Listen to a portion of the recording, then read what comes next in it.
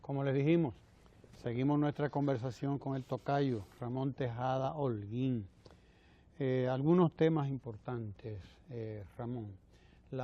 Particularmente me llama la atención el tema del apoderamiento de la sociedad de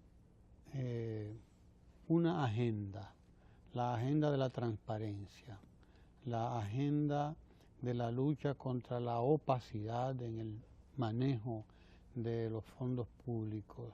Hay una reacción en la sociedad particularmente sensible a estos temas, y cuando hablo de esto me refiero, por ejemplo, a lo que está pasando en Europa. Vamos a poner el caso de Europa para que no se crea que uno está jalando por los moños un tema de aquí.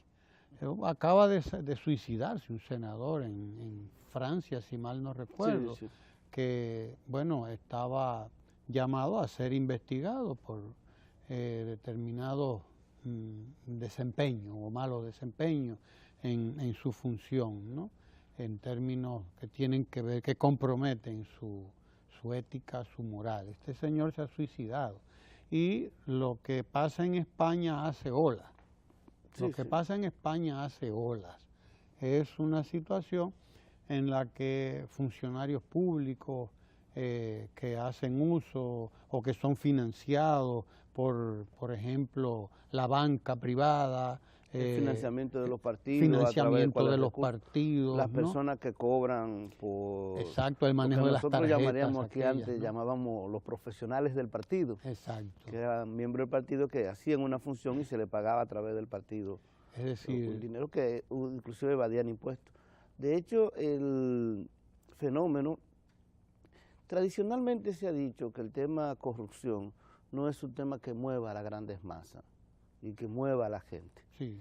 Y porque pero parece como que eso está cambiando. Ha cambiado. Esa es la buena noticia. Sí. Eso está cambiando bastante.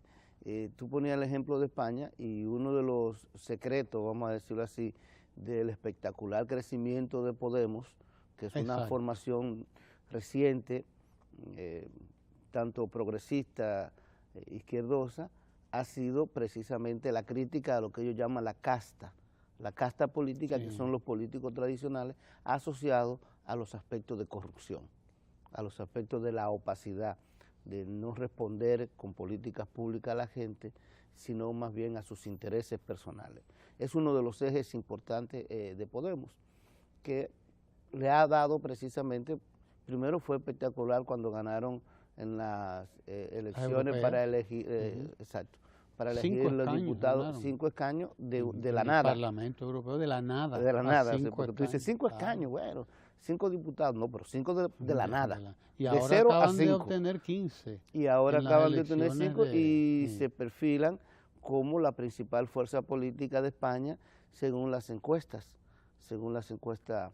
Inclusive la firma que no es una firma, es una institución gubernamental que hace encuestas periódicamente, que se llama CIS, Centro de Investigaciones Sociales. Y la propia firma como Demoscopía, que trabajan para El País, o Noxa, que trabaja para La Vanguardia, lo han colocado como una de las fuerzas más importantes, con un discurso precisamente también anticorrupción, antiopacidad, y ojo, que es un asunto muy importante que se debe ver en República Dominicana, con un discurso también anti-liderazgo político tradicional, que ha sido el otro eje importante de Podemos. Como efectivamente tú decías, yo creo que esa lucha y esa visión de que la corrupción efectivamente afecta el desempeño de las políticas públicas y por lo tanto a toda la ciudadanía, que no es un asunto, vamos a decir, que es solamente de enriquecimiento ilícito y que ahí se quedó y ya. No, es un asunto que es real y efectivamente no es solamente económico, porque tú dices, la corrupción, se cogieron un dinero y no nos dejaron dar políticas públicas. Eso es un aspecto, pero el otro es un aspecto también. Hubo hasta quien lo justificaba con el boroneo. Con el boroneo, están corriendo, que pero arriba, están boroneando. Pero están boroneando. Pero el otro aspecto de la corrupción es que afecta el tejido social, es decir, comienza a crear desconfianza. La gente dice, bueno, pero fulano, funcionario público, ese seguro coge lo suyo, y comienza a descreer, a pensar que la función pública no es una función para darle servicio a la gente, para diseñar políticas públicas, sino para enriquecerse. Comienza a pensar eso, obviamente no cree en la política, y la política, como quiera que sea, es la forma más importante que tiene la gente para resolver los problemas comunes. Cuando tú comienzas a no creer en la política, comienzas entonces a no votar por las cosas en las que tú crees, porque tú crees que el candidato o el partido va a hacer las cosas bien, sino por tus intereses personales. Es decir, la corrupción es algo que afecta en términos económicos, en términos ideológicos, en términos políticos y en términos sociales. No queda piedra sobre piedra. No queda piedra sobre piedra. Entonces es buena noticia cuando uno sabe que la población, la ciudadanía, no, eso es lo más importante, que la ciudadanía se comience a empoderar, comience a preocuparse por este flagelo, comience inclusive a movilizarse abiertamente. Yo creo que es una gran y muy buena noticia para quienes quieren una sociedad menos desigual, más transparente, más democrática. Pero hay un dato interesante, y es que la propia sociedad no solo llega a interesarse, sino que las instituciones sociales ejercen su propia función de fiscalización, de contraloría y hasta de decisión. Es decir, la justicia a veces hasta me importa lo que haga o lo que diga. Yo condeno, o sea, la sociedad misma está condenando, y es lo que ocurre, por ejemplo, en España. Sí. Como vimos, porque el voto a Podemos no es más que una condena a todo esto. Sí. El voto a Podemos es una condena a esto. Y en el caso de sociedades como la nuestra, ya trayendo el caso, la cosa de allá para acá, vemos que la sociedad también emite sus condenas, emite su juicio y se convierte como en el enjuiciador que debe ser la sociedad, ¿no? A través de sus asociaciones, a través de las instituciones, pero también a través del propio ciudadano. Claro, y como te decía, esa es la buena noticia, y sobre todo el mensaje, que es un mensaje muy importante para el liderazgo político dominicano. Nosotros en varias ocasiones hemos hablado de los resultados de las encuestas más importantes. Y uno de los resultados de las encuestas más importantes que se han hecho, y la misma que hacemos nosotros, es la situación en la que se encuentra el partidismo dominicano y el liderazgo, sostenido principalmente, como hemos visto, por el presidente Danilo Medina. Pero no existe un liderazgo alternativo, no existe un interlocutor de la oposición o incluso desde el partido que pueda, digamos, conversar frente a la gente, de tú a tú, con el liderazgo del presidente Danilo Medina. Y eso no es bueno para la democracia. Siempre se necesitan liderazgos plurales, abiertos, que puedan competir más de un líder por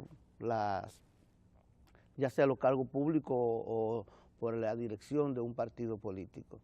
Esa situación que nosotros estamos viendo en este momento coloca sobre el sistema político y el ciudadano una situación de gran dificultad. ¿En qué sentido?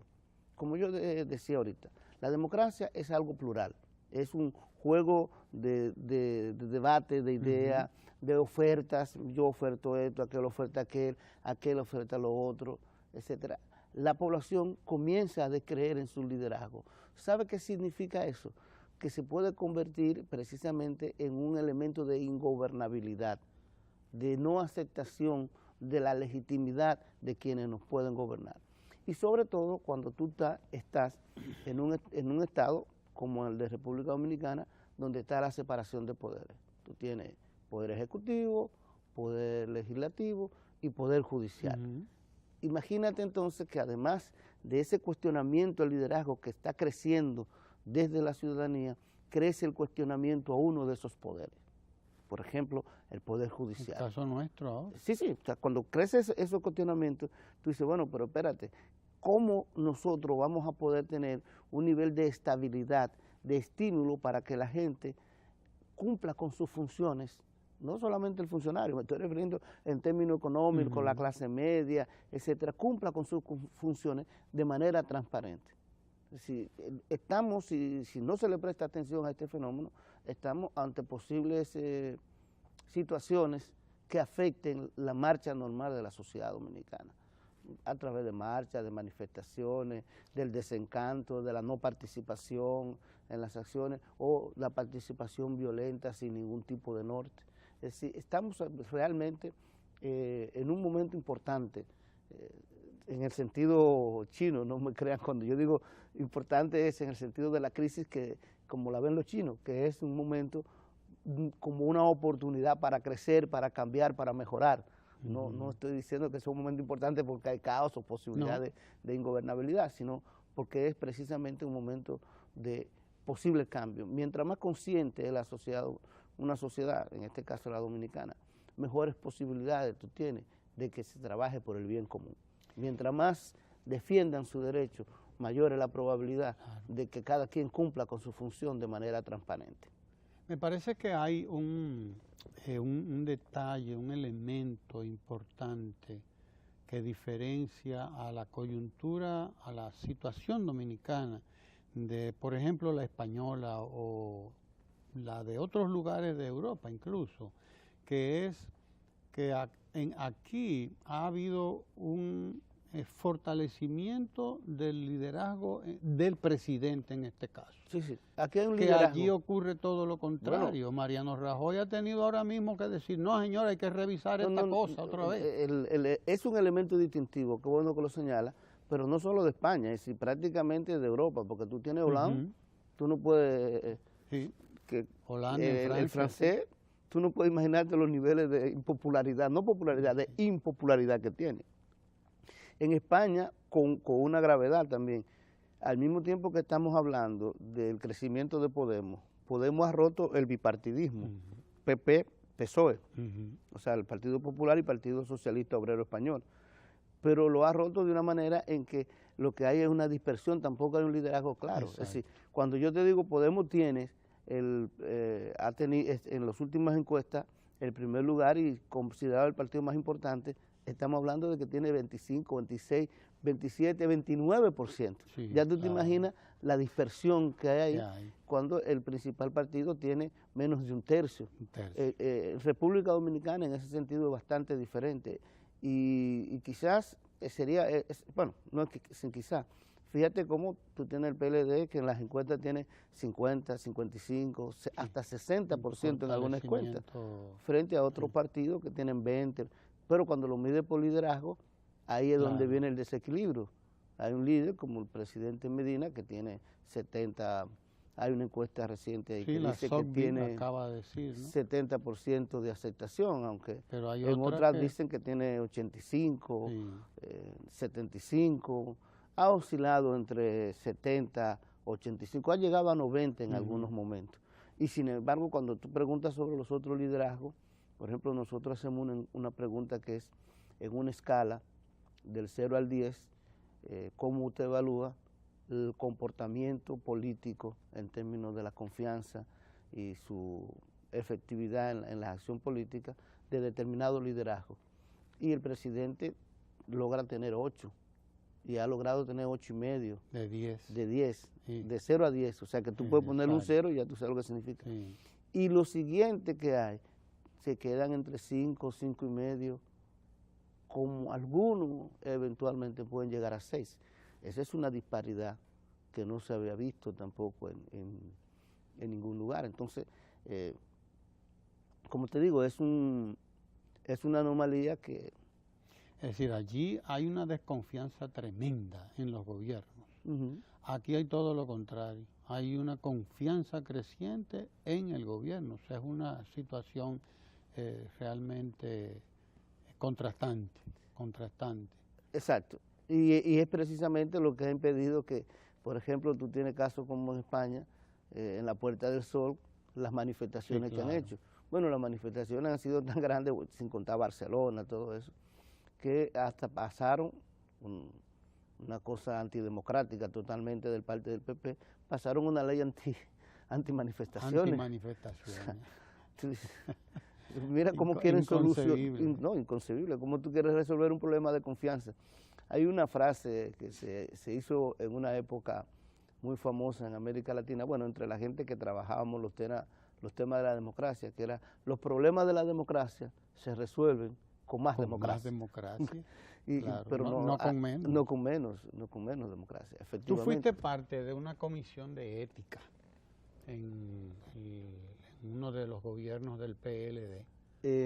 No solo, no solo. Yo fui también con don José Joaquín Vidó Medina, sí, en una comisión de la cual renunciaste después. Sí, de ambas renunciamos. Ajá. No solo, te digo no solo porque también fui parte de la comisión de ética del gobierno de Hipólito Mejía. De Hipólito Mejía. O sea, sí, has estado en varias de estas instituciones y tienes por lo tanto una visión más de conjunto, más también menos parcial, podría decir, porque has estado en varias administraciones, de las cuales recuerdo que has renunciado además. De ambas. De ambas. O sea que razones has tenido y las has dicho en el momento en que has hecho tu renuncia, porque lo recuerdo muy bien. El tema opacidad, el tema corrupción, el tema del que estamos hablando, ha tenido por lo tanto una evolución en la República Dominicana que tú has podido seguir como parte activa, como protagonista incluso de estas luchas, y por lo tanto tienes un acercamiento a lo que está ocurriendo actualmente también, contrastando aquello con esto. ¿Cuál es la evaluación? ¿Cuál es la...? Mira, hay avances pero innegables. Y basta con pensar lo siguiente. Hasta el año 2008, hasta el 2012, pero del 2008 al 2012 hubo algunos avances, se hablaba mucho de la necesidad de que existiera una cuenta única del Tesoro. ¿Qué es eso? Muchas instituciones tienen diversas cuentas, ¿no? Y se le depositaban. Había instituciones que tenían hasta 10, 20, 100 cuentas. Entonces esas cuentas y se le depositaba el dinero y ellos lo manejaban de manera discrecional totalmente, como ellos quisieran. Inclusive, en algunos casos se tenía noticia de instituciones gubernamentales que hacían negocios con el banco para depositar su dinero en determinado banco, no necesariamente en el banco de reserva, para ganar comisiones. Una aberración. Una aberración, porque tú dirás, bueno, pero ellos estaban usando todo el presupuesto, quien hacía eso se podía quedar con la comisión. Bueno, pero era dinero del Estado. Claro. Entonces, con la cuenta única del Tesoro, ¿qué es lo que ocurre? Que según determinados comportamientos de las cosas que la institución dijo que iba a hacer, es decir, por cumplimiento de objetivos, que dijo, yo voy a hacer esto y esto, desde la tesorería se le transfiere a una cuenta destinada específicamente para eso, para la reposición de los dineros según tú vas cumpliendo con tu misión. Imagínate ahí, ya tú tienes un elemento de transparencia sumamente importante, además porque tiene que revisar todo esto. Nosotros estamos diciendo que en este gobierno se han eliminado alrededor, creo que de 15,000 cuentas, una cosa así. Es una cifra que tú te quedas... Astronómica. Sí, pasmado. Se había prometido que ya para esta fecha iban a estar todas las instituciones en la cuenta única, eso es cierto, no se ha logrado, pero ya hay más del 60% del presupuesto en cuenta única, con un sistema de esta naturaleza. Luego viene lo otro, a propósito de la forma en que iniciamos esta conversación.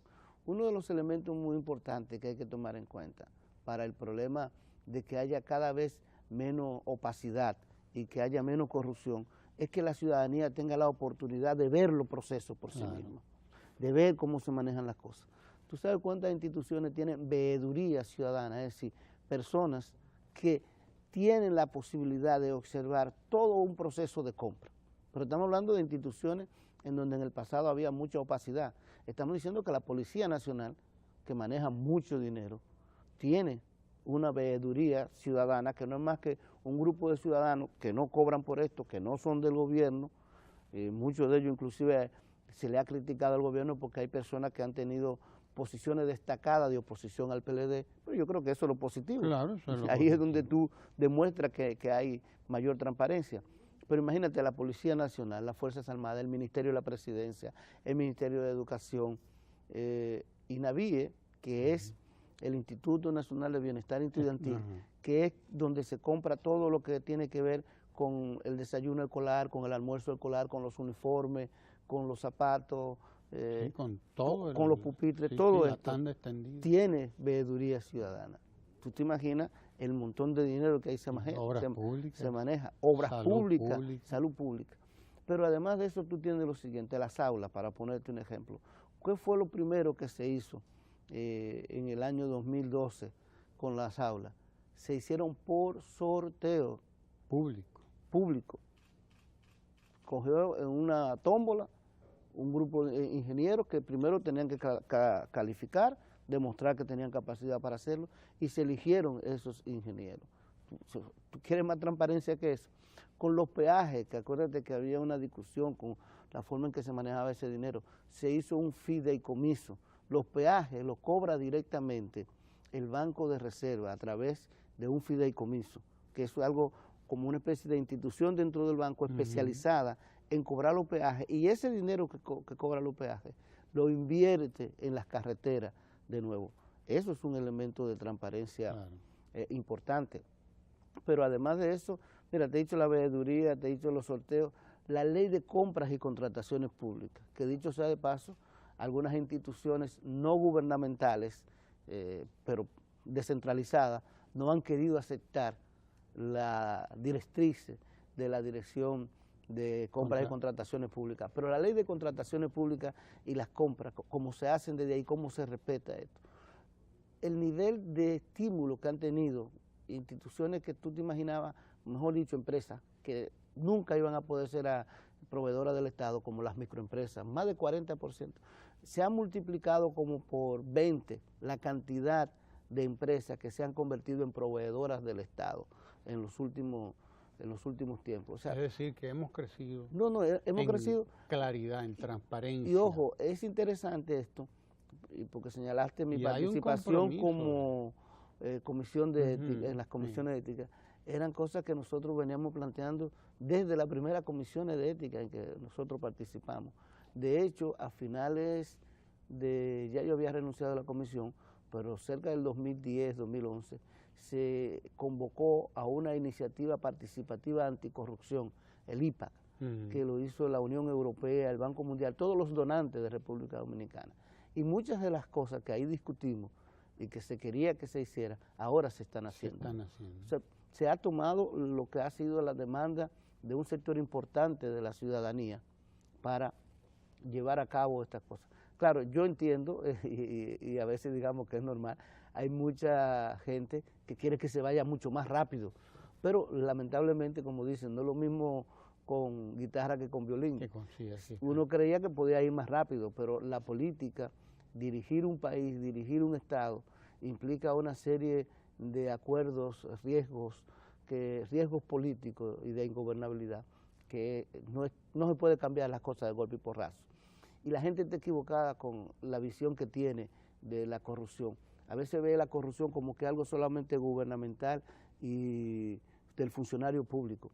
Pero los actores de la corrupción, es un funcionario público generalmente, sí, pero no solo el funcionario público. Hay un sector económico fuera del funcionario público que es generalmente el que más se aprovecha de esto, que ya sea que lo compra, lo estimula. Callo, que corte ya, le dice el señor que maneja el tiempo aquí. Pero para terminar, lo que quería decir es, la lucha contra la corrupción no es tan fácil como la gente cree, porque muchas veces uno de los principales actores pro corrupción también se encuentra en el mundo económico, en el mundo de la sociedad civil. Pero es evidente que se ha avanzado en lo que el presidente Medina llamó el ejercicio un ejercicio ético y moral de gobierno, y que las encuestas también reflejan eso, indudablemente. Gracias por estar aquí, como siempre, con nosotros, abordando estos temas que son cardinales en la agenda política dominicana y del mundo, además. Gracias a ustedes por estar ahí y quédense porque continuamos con la gala cultural, en la cita cultural de cada día.